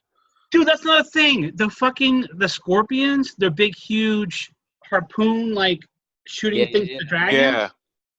Okay, guys, this is my last bitch, and then because I don't want this to be a whole Game of Thrones thing, because I could go on for hours. So the first time when she's flying through, she has 2 dragons, and like the main pirate dude shoots one of those, or maybe a couple, whatever, and takes down the dragon. And you go, holy fuck. Like, that thing is no joke. What the fuck is she gonna do? Like, that was their whole plan. So then it shows like all of the pirate ships. Well, oh, sorry, I don't know if they're pirates, but all of the ships. Mm-hmm. And you go, okay, well, there's fucking 60 of those harpoon things on all together. And then when Cersei kills the guy's girlfriend on top of her castle, there's one on each fucking pillar. So you figure there's 30 over there or whatever. Mm-hmm. Let's say there's 75 of them in total. 3 shots killed one of the dragons. Her whole plan was to kill the town with the dragons, so she's fucked. And even the characters are like, well, you're greatly outnumbered now. There's just one dragon. The harpoons are going to, how's she going to do this? Mm-hmm. So I'm wondering, like, okay, the writers are going to come up with some super clever way. Like they're going to fucking blow my mind, right? Like, how are they going to, is the dragon going to be in like a fucking, what's that, back in the day, they had the horse statue with the people inside of it went in the city. Oh, the Trojan horse. Yeah, the Trojan horse. Is there going to be a dragon in one of those? Like, how the fuck are they going to get this dragon past those harpoons? What was the solution? She just flies through them all. Yeah. Completely avoiding the entire problem. It's like the writers in the writers' room, right? And they're like, guys, we don't have a smart way to get by that. Like, we introduced how strong they were. We don't know what to do now. And some dude's like, fucking have her fly through them all and destroy them all and dodge every fucking hole. Who gives a fuck? We're making Star Wars in a few months. Right. Like, so I was so excited to see how they were going to do that, and they just avoided the whole issue together. So that's what I felt like the whole fucking experience was for me. The last, the whole season. The biggest thing is they took out the last 2 seasons. They took out the journey. They would go from one point to the next. Like they would go to fight the White Walkers, but they would take out that journey in between. And that's a good character building journey. Like when Arya and the Hound were going back to Cersei's castle in King's Landing, I would have loved to seen an episode where they were just back together and they were fighting off bad guys and shit and doing like funny lines and everything. I would have loved to seen an episode with them back together. Mm-hmm. Yeah, that's a good point. The journey. There was a lot of character building, right? Yeah. See, I thought a lot of the character endings though, like, were pretty good. Like the journey wasn't there, like you said, but like and obviously this is like massive spoilers for all of our viewers / listeners. It's a little late for that now. Like Jaime and Cersei's ending, right? Like I love that they go out like together as like their whole world like literally is crashing down, on top of them. Like I like that thematically, you know what I mean? Like that makes sense. And I like that Jon Snow, like this goes back to what they were saying, like love is the death of duty and all that kind of stuff. Like he could like stick with Daenerys, but like he chooses like, he knows it's his duty to like, the world, because she's just going to burn everything. So he chooses to kill her. So like I like the individual cat and the Hound's ending. Come on, you got to like that one. Yeah, that was good. Pushes him into the fire. But like you said, the journey wasn't there. Even with the Hound's ending, he didn't know that there was fire behind the mountain, did he? Well, he knew like the city was on fire. Okay. I'd like to think. If I remember right, the whole entire place was exploding and there was fire everywhere, and they were like on one little tiny bridge together, right? Yeah. You know what? Do you guys, are you familiar with Cobra Kai? Oh yeah. So it's one of my favorites, right? And for those listening, it's the Karate Kid YouTube, like 30 years later, what happens to the characters in Karate Kid. So the writers said, we were writing this, we really just wanted we were fans. They are fans. We wanted to write a show that would, in the mindset, what would we want to see if we were making a show? Like if the fucking writers, if the writers were going to watch this type of show, what would they want to see? That's the point. Yeah. Mm-hmm. And they fucking made a list. We would want to see this. I feel like the Game of Thrones, the last few episodes or whatever, last finale, whatever. I feel like if the fans made a list of what they want to see, they didn't cover any of those things. And I think that's the main backlash, right? Like I don't think they were thinking about what the payoffs, like, I mean, Cersei dying from like rocks, like just like nobody got to kill her after all of this, of her being a cunt for fucking 8 years. Yeah. Like she just nobody cool got to kill her. Like Arya didn't kill her. Like Yeah, that was the whole debate the whole time. Who's gonna kill Cersei? yeah, I'm like, and she should have had the coolest death on the fucking planet. Like the next day at the water cooler.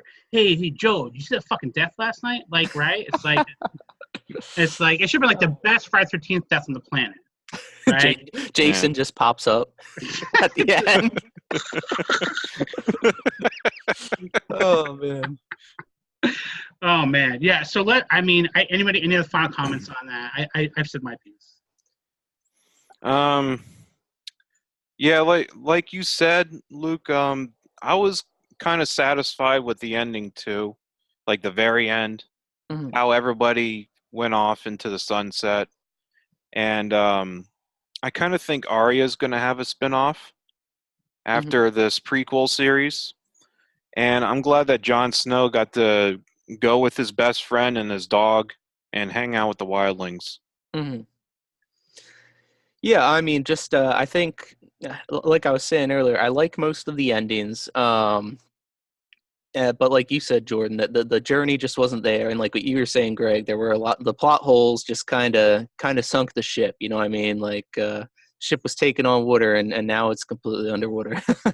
But I mean, I don't know. At the end, like when Jon Snow's riding off with his dog and his best friend, though, how can you not be like, kind of happy for him, right? Like, because he should be fucking king, motherfuckers. But he never wanted to be king, right? Like that's his whole shtick.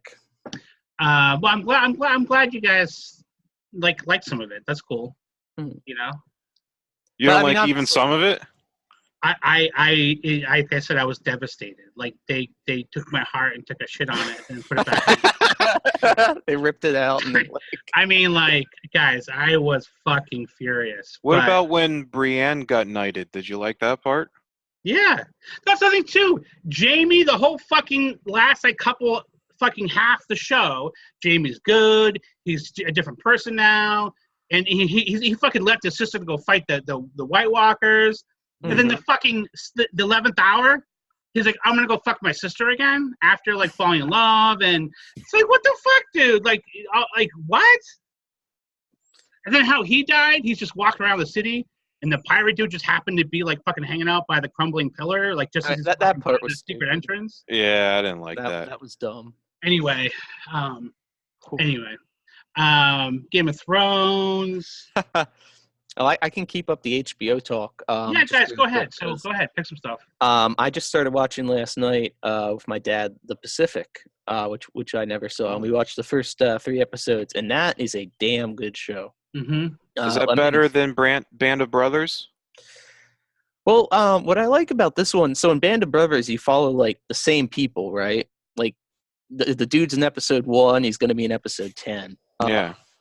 But in the Pacific, you follow 3 different people. Like, so like there's a dude back home on the home front and he wants to join up, and like he's still back there. And then you got like an officer who's like leading the men on the islands.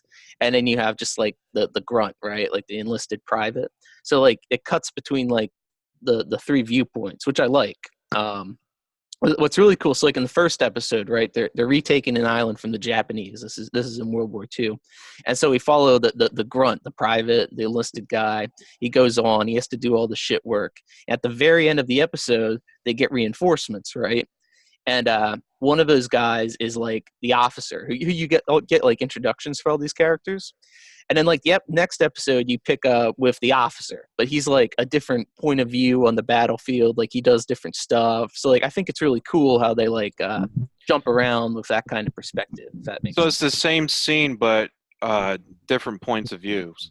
Yeah, like the same battle. Like so, like this is like the first week with this guy, and then we pick up the next week with this other guy. But like the first guy is still like walking around in the background and still has stuff to do. If that makes sense. That's cool. Yeah. Well, I'm a fan of Band of Brothers, so I would probably like this. Yeah, I haven't seen this. I've seen Band of Brothers. Sean, my brother Sean, says this isn't as good as Band of Brothers. But then I think he rewatched it again and liked it better the second time. But yeah, I don't know how you can go wrong. Oh, it's got the Shawshank Redemption. Oh, yeah. I was just looking at some of the actors. I recognize them. Yeah, Shane from The Walking Dead, John Bernthal pops up. and Oh, it's he's like, always "Oh, good. Yeah, like I never knew he was in this. I know Band of Brothers was like that too, though. Like Well, everybody it has the kid from Critters in it. That's the best part. does it. Yeah, the main kid. Oh, Leonardo DiCaprio. Yeah. Oh yeah, Critters 3. Yeah, I bet that's good. Yeah, I'd watch that, dude, in a second. So what got you on that? Your dad? You kind of said, hey, you want to watch this? Yeah, he was actually listening to a podcast about military stuff, and he was like, "You watch the Pacific?" I was like, "Okay." But yeah, HBO. You can't go wrong with HBO. No. Guys, I officially have decided a couple weeks ago, it was official. It's my favorite paid service, like more than Netflix, more than Amazon Prime. Everything, they just have such a high quality standard. Yeah. You know what I mean? Yeah. Yeah, I'm a fan. Yeah. What else? I have some Black Mirror discussion. Okay. Which will be quick. Okay. I've only seen a few of them. Yeah. I've only seen like 5. Luke, what's up with you? Have you seen the show at all? The last I've seen like catch them here and there. The last one I saw was it's like a dude in like a video game simulation. He's like in a house and stuff is scaring him. Yeah, that's playtest. Yeah. That's the last one I saw. But I'm a fan. I like Black Mirror. Yeah, so they just had season, I don't know what it's on now, 4 or 5. It's 3 episodes. It's funny you mentioned the Chucky story, like how it's AI. The newest Black Mirror with Miley Cyrus. Your girl. Oh yeah. My girl. She's not my girl anymore though. She's definitely. She's too old now. She's in her 20s. Oh my fucking god! You kidding? Now even this morning. Like I follow her Twitter. She's on stage, like on the ground of the stage singing, and she's humping like her like act is like going up and down. Doing like, that. And then she rolls over and then starts like putting her pussy up in the air, like her legs are like, like. I'm like, what the fuck are you? What are you doing, dude? I thought she got past all that stuff. I thought that was like early 20s, Disney late kids teens. syndrome, man. It's like just fucking sing the song. You don't have to fuck the stage every other fucking song. Dude, it's the Disney kids. She's not my girl anymore. She's a whore. But her episode, she's a pop star, and she has her like Miley doll. She's not Miley in the show, whatever her name is, but she has a little doll that's like AI. It's like he talks. Like you turn it on, and it's hi, what's your name? And it's all super smart and stuff. So that's one of the premises. But I was pretty let down by the new season entirely. For me, Black Mirror is about like really getting under your skin, like some of the ideas they represent, like the future, how dark it is, and how technology gets the best of us. And this new season wasn't like that. I didn't feel like at all. It was much more straightforward, not too many twists. It didn't get under my skin. I was very disappointed. Of course, it's still like quality filmmaking. Like it's still really good in the sense that it's shot well, it's acted well, it's written well. But it didn't have that like underlining Black Mirror dread that like when I watch an episode of Black Mirror, I afterwards it's like, wow, that was really like fucking disturbing. Like there's one called White Christmas where you can get punished by like people. Your punishment is not being able to see somebody. So let's say a restraining order is put against you. Mm-hmm. The technology can ban you from actually seeing them. So they're there, but their body is like it's like a scrambling. Like it's almost like that white noise, like when there's no channel on TV. So like the whole entire face and body is just like white noise, and every picture you have of them, if you look at the picture, it's like white noise. So you never actually, and when you talk to them, it's just scrambled. Mm-hmm. It's like so you can never actually communicate or see them ever again. It's stuff like that. Those ideas I really love about the series. So I thought the last season was a complete letdown. Now I know the Miley Cyrus episode though at least is getting like a lot of acclaim. Stuff if that's your thing, like if you don't mind not having that dark dread twist type technology angle, It was good. I mean, it's still good for what it is. Yeah. Yeah, it was pretty good. Good job. Too. It was no Bandersnatch, but it was good. Yeah. Yeah. My favorite episode was the Star Trek one. Yeah. That one was great. I could watch that over and over again. Yeah, the idea, like, you see that, Luke? You see that one? I think I started it or something, but the idea is you take people's DNA and you can clone them, and he puts them in like a virtual reality video game. So he is at work, and then he goes home and just puts on like a headset, and he's in like Star Trek. Oh, that's cool. But he can take, like I said, he can clone somebody.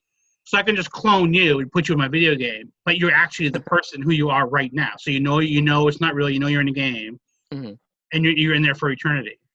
That's what I'm saying. The idea is so fucking. That show's awesome. Yeah. Yeah. So that's all I want to say about the Black Mirror stuff. Okay. Any hype for Stranger Things next week? I can't get into Stranger Things. Yeah, I can't either. I think when I watched season 1, I was really sick, and I think that has a lot to do with it. I watched almost all of them. I think I watched like 8 episodes. So I think I might go back to it and give it its due. But at the time, I didn't like it. I couldn't get into it. Okay. Yeah, I'm in the same boat. I think I watched 4 or 5. I don't know. There's and it's not. I mean, I know it's a really good show. I think I need to give it another go. I heard so much about it. Like, it was so hyped to me. And I'm kind of over that, like bringing back the 80s, like kids riding bikes from the neighborhood, the Spielberg thing, and the walkie-talkies, like, the Ghostbusters references. I don't know. Like, I'm kind of over that whole genre of like bringing that stuff back.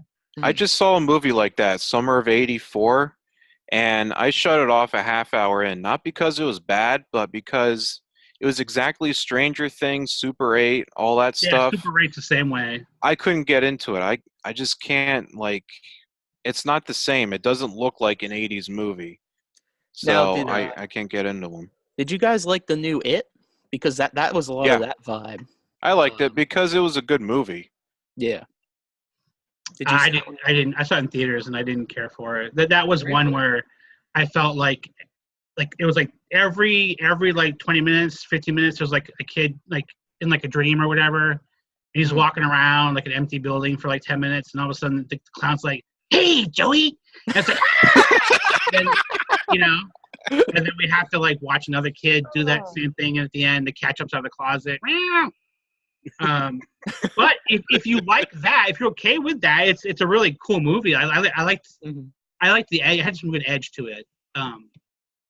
Yeah, I've seen it a couple times actually. I don't hate it. It's just I don't prefer that type of like the Hereditary type of real type of stuff. Those type of scary ideas and stuff.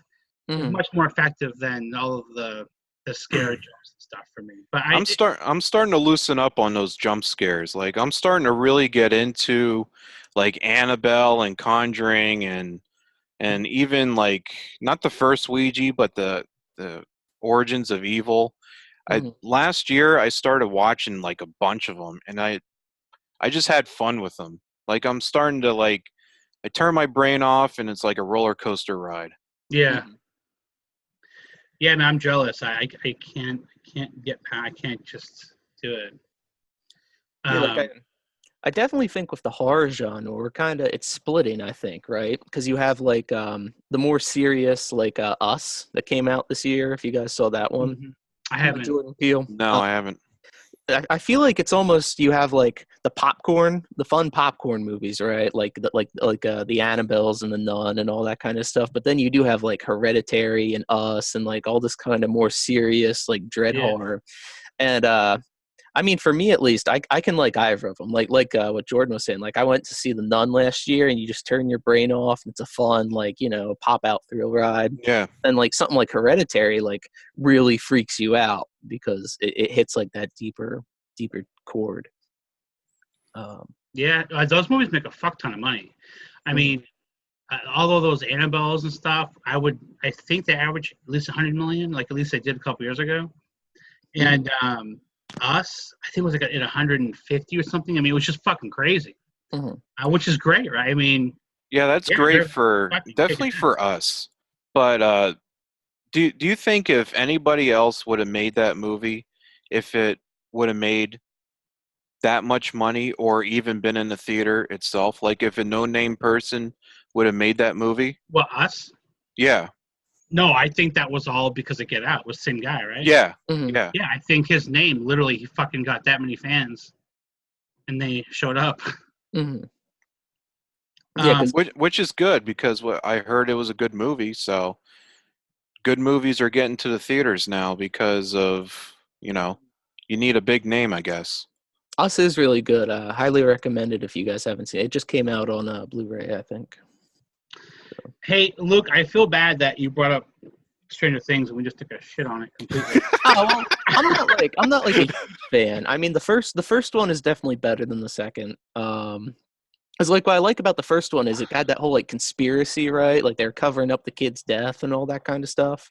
And the second one kind of went a little more cartoony, I thought, but it's still good. It's what are your expectations for season 3? Well, I think for 3 they're gonna touch on that whole like growing up and like outgrowing your friends type stuff. So like Toy Story. Are they going to be in high school now? I think they're going like 9th grade or something, something like that. But I mean, it's like it's a fun like sit down and binge once a year. You know, that's what I like about the Netflix shows is like it doesn't feel like a time commitment because you sit down, binge through it in a day, and then you don't have to think about it for like a year, right? So it's yeah, I'm jealous because Stranger Things has a really cool like VHS type looking special edition at Walmart that I see.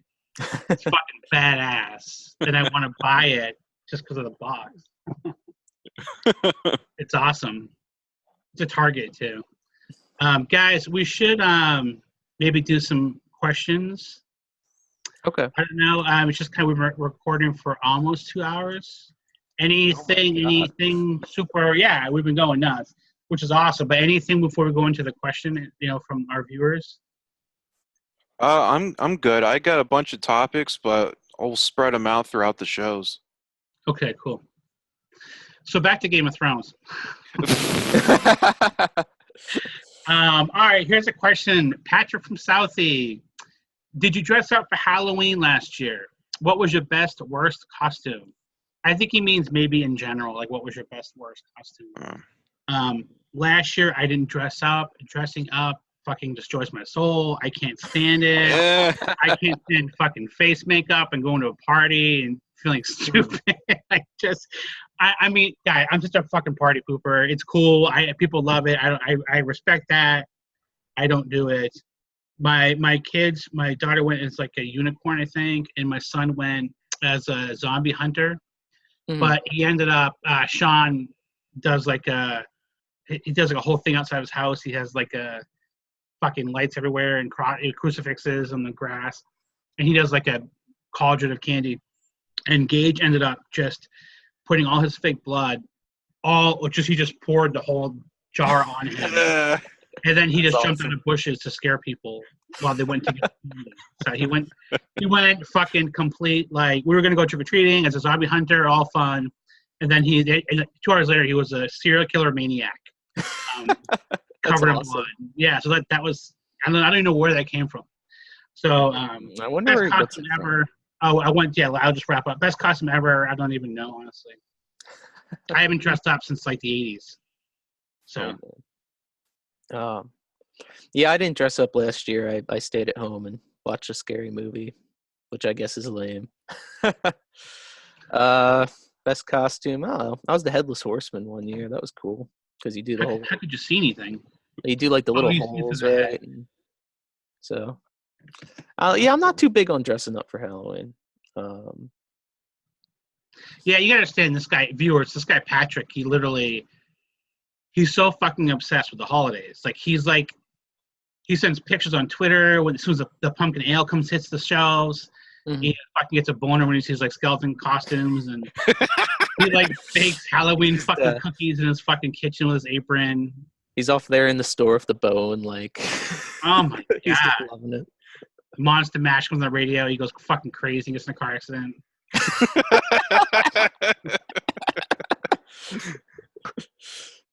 All right, Jordan, what's up, man? What's your best costume?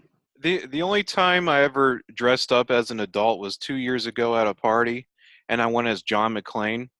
So I had a I had a wife beater. I dirtied it up. I had some blood on it.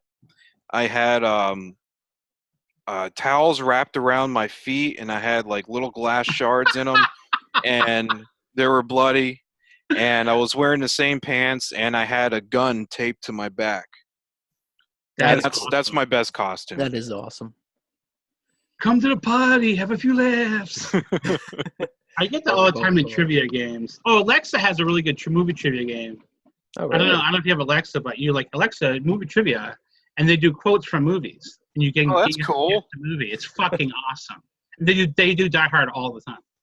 The elevator scene when he says that. Other questions. Super Joe. This guy's always has that guy. I haven't heard from him in a while. Yeah. Well, it's funny. The once after 4 years I do a show, and he's the first one there. I know. That's he tweets all the time. He's great. Biggest fan. How often do you rewatch the movies you own, and how you decide what to watch? What do you think, Luke? See, I go through phases. I don't know about you guys, but like it's tough. It's becoming harder to start a new movie because like you have like your rotation, right, of comfy ones like for me at least, Killer Clowns from Outer Space, The Lost. I hate that movie. Okay. I've never seen it. I swear to God, I've never seen it. Nuh-uh. I swear to fucking God. Killer Clowns? I owned it for like years too. Yeah. Wait. Killer That's Clown blasphemy. hates Killer Clowns? Oh, I love it. Oh. I was just kidding around. I was like, what? How do you think I got my name? Maybe it's ironic. The Chiodo brothers gave it to me. But yeah, I mean, I popped that one in. Dazed and Confused is a big one. The Lost Boys. But like once what I like listening back to stuff with the commentary tracks, right? Like I just did that with Texas Chainsaw Massacre, watched that, then watched with the commentary. So I rewatch. I have like a rotation. I rewatch pretty frequently, and then like you got to throw in new ones every once in a while. But. That's a really good point, man. The your comfort movies. Yes. Like that's a really good point. Like I do that all the time. I mean, just God, like The Departed, I watch like once a year. There Will Be Blood, I watch every year or two. Gremlins is at least a year. You feel safe, right? You're like, it's like your friends are there, like it's noise in the background or something. Yeah. It's like it's like a Friday night, and you're like you got a beer, and you're like, I don't know what I want to watch, so you're like, Killer Clowns is short and fun, so let me throw that on, and just see where that takes you. What about you, Jordan? Yeah, Jordan, what's up? For me, it's just based on mood. There are very few movies I watch a lot. Every summer I'll watch The Way Back. Have you ever seen that? That sounds familiar. Heard of it, never seen it. Yeah, that's an excellent summer movie where the kid he goes to this beach for a summer and he works at a water park and shit like that. Ring any bells?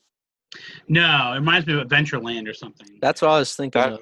That's another one I watch almost every year is Adventureland. Yeah, me too. I love that. I'll watch Westworld every year and I'll watch Copland every year. But the movies that I love the most, I will only watch like once every 5 years. Like Blade Runner or Rear Window or Halloween 3. But basically, what I watch is just what I'm in the mood for. Like sometimes I'll get in the mood for westerns. Sometimes I'll get in the mood for like Clint Eastwood or certain actors or directors. Doesn't matter.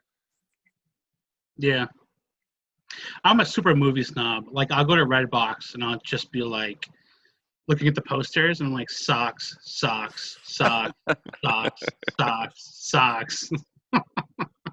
I'm such a fucking asshole. I really am. Like, if I really want to watch a movie, I look at the director, look what they've done, who's in it. Yeah, I watched this movie, Dragged Over Concrete, recently with Mel. Oh Gibson. yeah, I saw that too. Oh, how Did was you it? really? Yeah. It was interesting. I thought it got better. I was like, I haven't fucking seen a Mel Gibson movie since he went crazy. I mean, yeah, he did direct that war movie, which I thought was really good. Oh, Oh yeah. The one that saved all those lives. yeah, on. yeah. I thought that was awesome. But like, I haven't watched him act since he went crazy and like he got pulled over and said like a bunch of racial shit. Yeah, yeah. And then like he started acting like B movies or whatever. So I was like, I'm gonna fucking go on a limb and watch a Mel Gibson movie where he's acting. I haven't seen him act forever, and it was interesting. Yeah. Yeah. Oh yeah. Man, fucking love that movie, man. The last half hour, I was like, oh my fucking god, dude, this is insane. But yeah. So it's hard to get me to watch something new. Literally, like I'll go to Redbox and I'll just barf up on the whole thing because I can't find one to rent. But I end up rewatching my movies quite a bit. And Luke, you make a great point of watching like the extra features and stuff. Mm-hmm. I watch a ton of YouTube, and I'll find myself watching just extras from the making of something like Aliens or something. Or Mm-hmm. you know, I like that as much as I like the movies sometimes.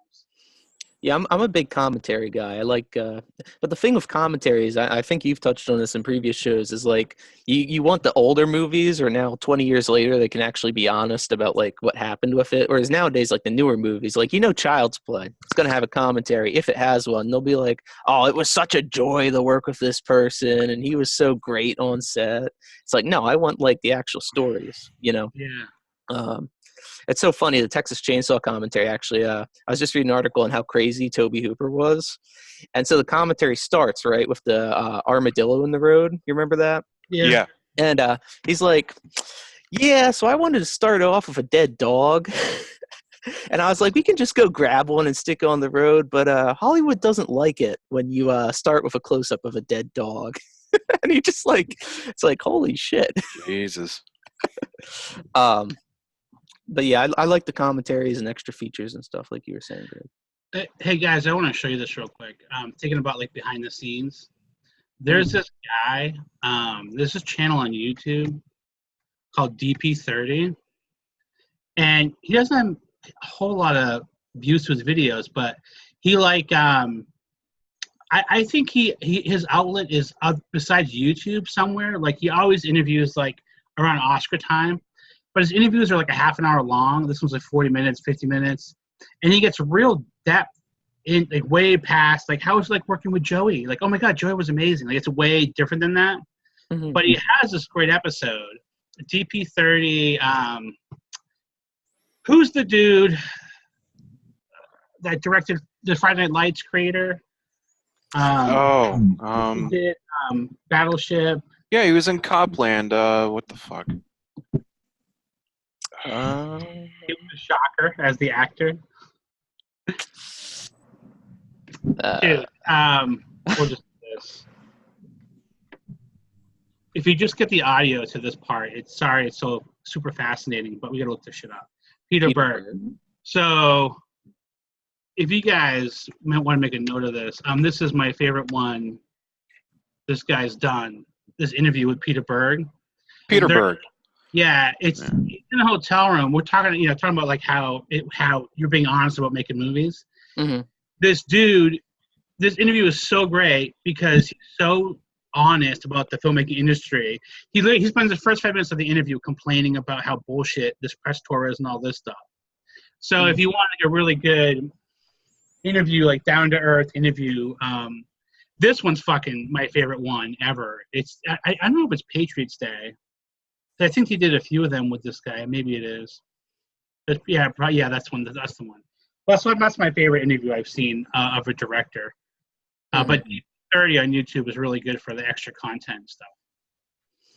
Hey guys, any questions you saw from the listeners that you had that you want to talk about before we wrap up? Let me check. Like does Terminator 4000 have any questions or?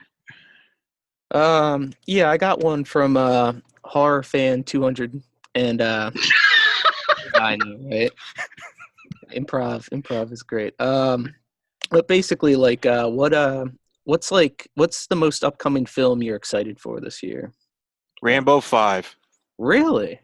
Oh yeah. That's interesting. That's probably the only one I'm going to see in the theaters this year is Rambo 5. Really? I just the fourth one was so good. Did you see Rambo 4? Yeah. Fourth one was so good, and I can't wait for Rambo 5 because it's exactly what I think it's going to be. Like he's going to be staying with somebody, some drug cartel guys are going to kill them, and he's going to go on a rampage and kill the entire Mexican drug cartel. I can't wait. See, that's the fucking pitch. If I'm a studio exec, if somebody comes in and pitches that movie, I'd be like, yeah, go ahead, it's greenlit. 47 Meters Down. I can't believe that fucking did so well. Scary Stories. That's the. That actually looks good. Yeah, have you seen the trailer for that? Yeah, that looks good. That's Guillermo del Toro had a pretty heavy hand in that one. Dr. Sleep. Yes. Yeah.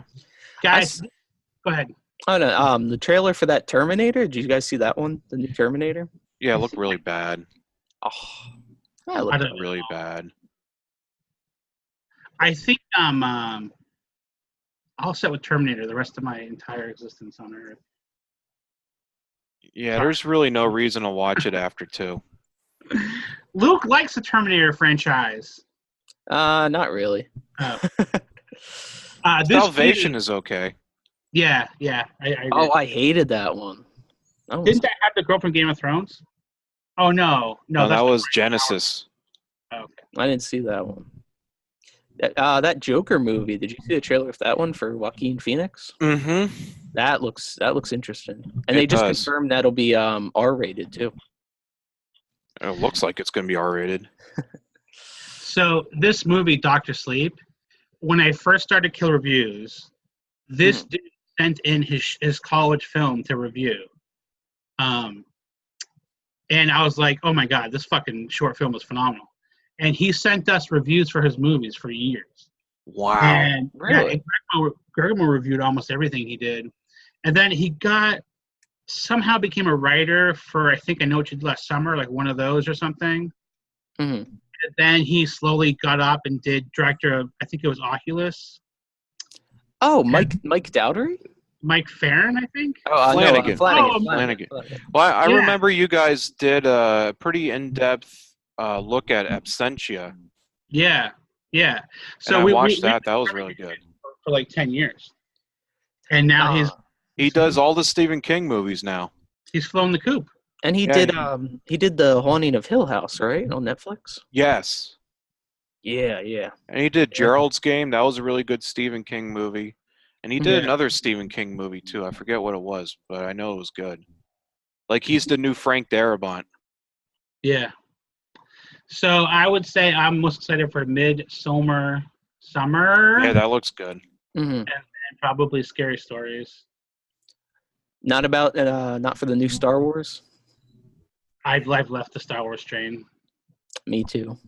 I was hovering over the Han Solo movie on Netflix because it's free. Mm-hmm. You didn't see it yet? I wouldn't even watch it for free. No, it's bad. I'm sorry. I loved the one without lightsabers that came out. Rogue One. Yes. That one was good. That was the best one. But dude, when they put Luke Skywalker on a fucking rock for like 90 minutes, an old hermit Luke Skywalker, fucking Skywalker.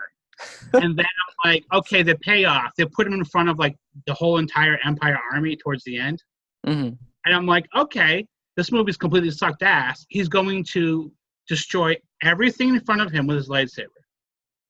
Just him, he's going to wreck the entire fucking Empire. And then what happens? He's really just an illusion. And he's really on the rock still, and then he dies. When you put it that way. I have a feeling they're going to remedy that. I have a feeling JJ's going to retcon some stuff. I have lost faith in JJ Abrams. I'm not going to lie. I'm losing it too. I'm off the JJ train. I think what he'll do is he'll give us what we want. He just won't give us a good story. Like he did with episode 7. Yeah, I think JJ like he just starts a series or franchise or something, and then it's pretty good. It's like, oh, okay, JJ did it. You did a good job. And then he leaves, and then somebody else fucks it up.